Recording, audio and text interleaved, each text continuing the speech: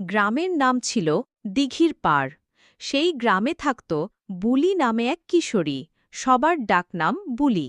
বুলির বাবা অনেক বছর আগে অসুস্থ হয়ে মারা গিয়েছিলেন।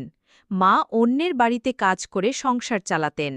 সংসারের অভাব এতটাই ছিল যে বুলির নিদের একটা ভালো জামা পর্যন্ত ছিল না।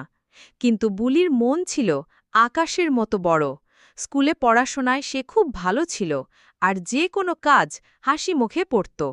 গ্রামের অন্য ছেলেমেয়েরা নতুন বই, খেলনা বা পোশাক পেত, কিন্তু বুলি পুরনো জিনিস নিয়েই খুশি থাকত। একদিন গ্রামের স্কুলে ঘোষণা এলো, রাজ্যের স্তরে আঁকার প্রতিযোগিতা হবে। বিজয়ী পাবে বড় পুরস্কার ও বৃত্তি।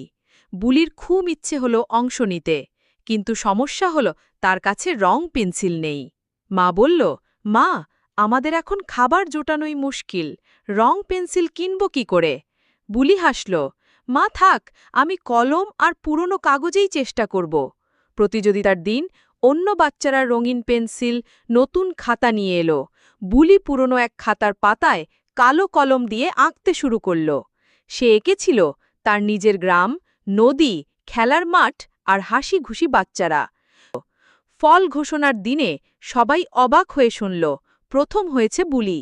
বিচারকরা বললেন, রঙিন না হয়েও এই ছবিতে যে প্রাণ, সাহস আর ভালোবাসা আছে তা অন্য কোথাও দেখিনি। পুরস্কারের টাকা দিয়ে বুলি বই কিনল আর কিছু টাকা মায়ের হাতে দিল।